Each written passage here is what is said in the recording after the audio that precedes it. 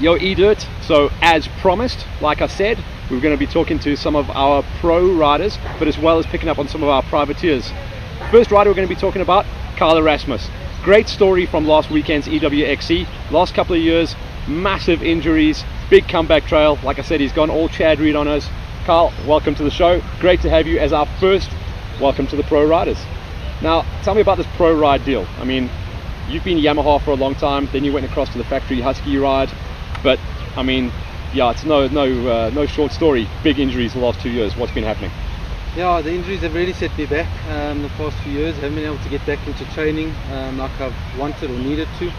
And yeah, no, I've just decided to go privateer this year. Well, obviously with Cargo pulling out, and it's very good. It's worked well for me.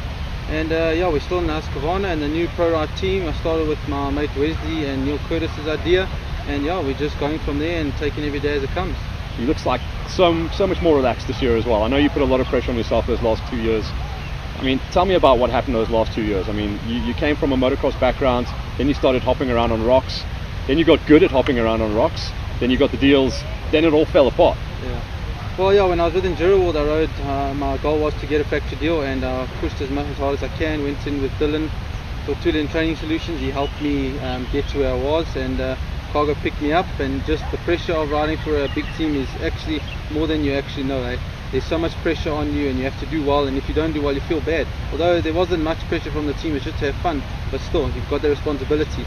And now riding as a privateer, it's the pressure is you. I mean, if you don't do well, you disappoint yourself, which at the end of the day, it's just as bad, but I mean, you don't feel bad for other reasons. Last week's show, I said you're on the comeback trail. Good ride at EWXC last weekend. You've got to be pumped knowing that you're kind of on the right track now. Yeah, it is. My confidence has definitely risen, and I'm happy with what happened. I went into it a lot more confident, and I had a goal to finish in the top 3. And yeah, with training with Dylan, it's helped me a lot, and I feel stronger, I feel fitter, and yeah, we're just moving forward from here. I mean, opening round of the Nationals, Dundee, scrappy track, bit of a mess. Wild West, kind of an area you know. I'm pretty sure you've done some sneaky training there as well. You've got to be feeling buzzed because that's just around the corner. Yeah, no, it's exciting because it's in my backyard, but it's not my favorite place. But yeah, I mean, we're going to take it as it comes. Tell me more about the pro ride deal. Obviously, we're focusing on the fact that you're a privateer now. You've got all Jeremy McGrath, Chad Reed. You're just selecting your own races, and you can see you've got the support from your family, your friends. It's just a much better vibe. But tell me how the pro ride deal works. Well, we started off as it's a buy-in basis, so we get a few guys, just privateers that want to do well and want to have like a good service, and they've just bought into the team, and you just pitch to the race. Wesley takes your bike, the pro ride team takes your bike, you pitch up your ride. It's very how do I say, casual. There's no pressure. It's just to have fun, and the whole team gets on with everyone, which is a good thing. And yeah, we're just there to have fun, and we're just doing races we like. We're not going to do the races we don't like. So yeah, we're just going to carry on from there. So on that point then, does that mean travel's out? I mean, obviously budget becomes a big deal. We were supposed to go down to Cape Town. Kind of thank God we don't, because Cape Town's gnarly money. For sure. The team as it works is each rider pays for themselves pretty much. So yeah, the budget comes into play, and we're just going to do what we can, and hopefully budget does come our way, and we can actually do as much as we can. Okay, tell me about the bike as well. Long time on Yamahas, very long time. Then you moved across to the Huskies, but you stayed with the 4-strokes. You had the option to go as 2-smoke, but when it came down to picking one bike for this year, you went for the smoker. Yeah, basically it's also maintenance. It's a lot cheaper to run a 2-stroke, and to be honest, I haven't really liked 2-strokes. I've always been a 4-stroke fan. I've always wanted the 4-stroke, always wanted that big bang noise. But now I'm on 2-stroke, I'll be honest with you, I'm absolutely loving it. I can't get enough of it. Yeah, it's just, you know, people say to you, oh, 2-stroke's good for hard enduro. They are right. It is such an awesome bike. You've changed your training program as well. When you came across from motocross, you were kind of a big muscly guy. You tried to get skinny again, but you're going down the CrossFit road this year. Yeah, like I say, Dylan's helped me change my outlook on training with weights. Obviously we're not doing body weight, I mean a lot of bodybuilding training, but we're doing like heavy stuff just to get my strength up, because I do feel I need a bit more strength for the longer endurance races. So working on that, as well as some cardio. Definitely you have to do some cardio, but yeah, I think working with Dylan is helping me put the two together, and at the end of the day it's working for me. I mean, it's different for everyone, but for me it's working well. Goals for the 2017 season? I'm guessing they've changed now after last weekend. They've changed. Now you want podiums. No, for sure. After the last one, I really do want to finish in the top 3 in the EWCs. Not that my first one was the greatest result, but I think and I know and I'm confident I can work towards the top 3 and do better at the last 2 rounds. And then the low felts, again, didn't start well for me the first one, but I'm definitely going to make up for it the next. And the rest of the races, I'm just going to do what I can and try to get as the best position I can, and then from there we'll take it next year. Maybe next year, maybe there's big things coming, we'll see. Could be another factory seat, eh? Yeah, we'll see, maybe. Alright, so that's our first Meet the Riders. Carl, thank you so much for joining us down here in Randburg.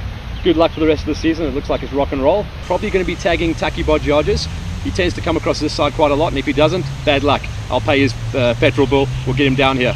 So, like I said, we've already spoken to Carl down at the Sprite. I said I was going to get Taki down here. Didn't even have to hit him up for any petrol money. Tax, welcome. You're the second rider in Welcome to the Show. And I've been wanting to speak to you on camera for a long time. You know, we've been hanging out at the races for years. It's just cool, man. Yeah, I must say it's awesome when you send me the message. I mean, and we made this awesome venue rad. I'm always spending time here. Such a great shop, and I'm glad to be here involved in this. Taki, the reason I tagged you is I've known you for a very long time. I've watched you come from the junior ranks, amateur, semi-pro, and you're like borderline factory now. Tell us how the story's gone. It's been a couple of years. We started out just before the 2012 season. I got my first bike, and from there we've been pushing as hard as we can. I must say it's been fun the whole while. I've loved every moment of it, and I think that's where the progress has come from, having fun. Every time I get on my dirt bike, I'm smiling. And yeah, we're now trying to push to that factory level. It's a hard push to make, but hopefully we'll get there soon. And yeah, I'm happy with all the progress. Now you've become known as Mr. OR3, that's the 200s or the 250s in old money. I thought we were going to see you step onto the big bike, or have you got something left over there? We still got some unfinished business with the 250s. We're obviously trying to chase a national championship. Competition's crazy tough. Hopefully we'll get it, but that's the plan for the year. We're going to be racing as hard as we can, and all the guys are fast. Maybe we'll see in a couple of years, think of moving up, but I enjoy the 250s. I love the aggression on the bikes, and I think that's one of the reasons I smile. Just having fun, ripping the bars. Exactly, just giving it all, making the bike scream. The tracks seem to have suited you. I don't know if you've developed with the bikes and the tracks, but we're starting to see the tracks really line themselves up, that you're able to get the most out of these little bikes nowadays. I think the tracks have changed a bit. We're not running long straights, and I think corner speed counts a lot in all our races at the moment. And on the 250 I'm managing to create that corner speed, and I think that's why the majority of us 250 riders are managing to run inside the top 10. And it's great fun having everybody running tight competition and always banging bars, no matter if it's a 400k national or a 200k GXCC, we're always banging bars, and that's what's fun for me. Now you seem to have really found a home here with the KTM brand, but specifically with Rad Moto's KTM. Last year, literally just off the box. You know, the nationals, we're starting to see you really try and aim for some big podiums. You've got to have a lot of hopes and dreams this year. Yeah, this year we've got a lot of hopes, and looking forward to the year. I've set a few goals, and I want to chase those goals. It's not going to be easy, but we're going to try to stay on the box the whole season. I'm going to have to pick a little scab here. A couple of weeks back, Sharon Moore put the hurt on you bad at Settlers. What happened there? Well, there's not much to say about that. Sharon brought his A game, and the kid was fast. He was flying. We got off the start, and he got the whole shot. I made the pass early on, but next thing I saw, Sharon was behind me, and he gave me that double rev and went past. And he disappeared. I've got to give it to him. He took the win, and looking forward to the next one. We're going to be banging bars again, and it's always great racing with a mate like Sharon. Always good sportsmanship. When he comes past, it's that wave, and when I come past, it's the wave, and it's fun doing that. So a couple of weeks time, we're going to go up to Lichtenberg. We finally get to open the national off-road account. You've got to be psyched. I'm psyched, a bit stressed. I've got a couple of busy weeks with varsity. I'm writing tests next week and the week after, so I'm going to be writing tests until pretty much Thursday before the national. But we're looking forward to it. I'm super psyched, getting my bike ready now already. And I'm pretty sure as soon as that flag drops, we're going to be riding as fast as we possibly can. A couple of other things happening with you over the last year and a half. We've seen you figure out how to go slow over rocks as well. What's the story there? It's been a big challenge for me. That pretty much came about in 2013. 2013, for some reason, throughout the national off-road, that was my first year racing national off-roads, and every time I found a rock, it was like anchors, just drop the brakes and slow down. And towards the end of the year, I told my dad I need to figure out how to ride rocks. And everybody spoke about this Roof of Africa thing. It was my second year in the sport, and I just kept hearing roof entries open, roof this, roof that. And I told my dad, let's do it. That's the best way to get used to the rocks. And raced roof in 2013, and I must say, I loved the challenge. So from there, I've just been trying to develop my enduro riding skills, and it's just an extra skill to have on the bike, and I find that it helps me in the off-roads. It definitely, what can I say, it definitely develops a different type of skill, but the fitness throughout helps me, and we're going to keep it going, and I have fun doing them. You have become a more playful rider like that as well. I can see you doing some Colton Hacker moves on the internet as well. Yeah, it brings a extra fun aspect into the riding, and you can go anywhere that you want with the bike, places that you never thought you could, and it creates that, every time I get on the bike, something new, and I have fun. The other thing we've seen you developing the last couple of years is your work with the juniors. Now, I'm working with the juniors as well. I'm working with the tours, trying to promote the growth, because juniors have been kind of left out in the dark for quite a while, and we're trying to bring them back, and I know you're very involved from that side as well.